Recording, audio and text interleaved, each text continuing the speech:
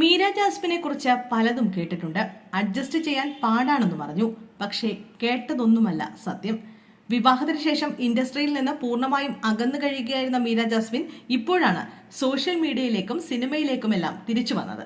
അത്രയധികം സജീവമല്ല എങ്കിലും മീര തന്റെ വിശേഷങ്ങളെല്ലാം സോഷ്യൽ മീഡിയയിൽ പങ്കുവയ്ക്കാറുണ്ട്.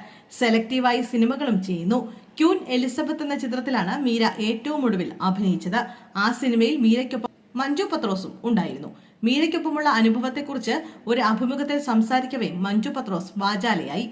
മീര ഏറ്റവും ഒടുവിൽ അഭിനയിച്ച ചിത്രത്തിൽ എന്നല്ല, മഞ്ജു പത്രോസ് ആദ്യമായി അഭിനയിച്ചത് മീരയുടെ ചിത്രത്തിലാണ്. മീര ജാസ്മിനും പൃഥ്വിരാജും കേന്ദ്ര കഥാപാത്രമായി എത്തിയ 2003 പുറത്തിറങ്ങിയ ചക്രം എന്ന ചിത്രത്തിൽ മഞ്ജു പത്രോസ് ഒരു ചെറിയ വേഷം ചെയ്തിരുന്നു. ക്യൂൻ എലിസബത്തിന്റെ ചിത്രത്തിന്റെ ഷൂട്ടിംഗ് സെറ്റിലെത്തിയപ്പോൾ അക്കാര്യം മഞ്ജു മീരയെ ഓർമ്മപ്പെടുത്തി. നമ്മൾ നേരത്തെ ഒന്നിച്ച് അഭിനയിച്ചിട്ടുണ്ട് ചക്രം എന്ന ചിത്രത്തിൽ എന്ന് മഞ്ജു പറഞ്ഞു അത്രേ. അയ്യോ ആണോ, ഭയങ്കരമായി മാറിപ്പോയി എന്നൊക്കെ പറഞ്ഞ് മീര ഒരുപാട് സംസാരിച്ചു.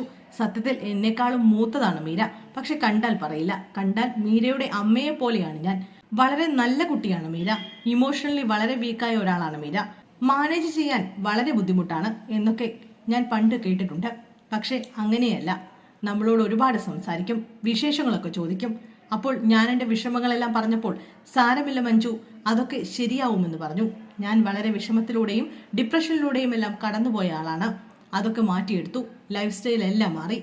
ഇപ്പോൾ ഞാൻ വളരെ ഹാപ്പിയാണ് എന്നൊക്കെ മീര ഇങ്ങോട്ട് സംസാരിച്ചു. അതൊക്കെ കേൾക്കുന്നത് തന്നെ നമുക്കൊരു ആശ്വാസമല്ലേ എന്നും മഞ്ജു പത്രോസ് പറഞ്ഞു.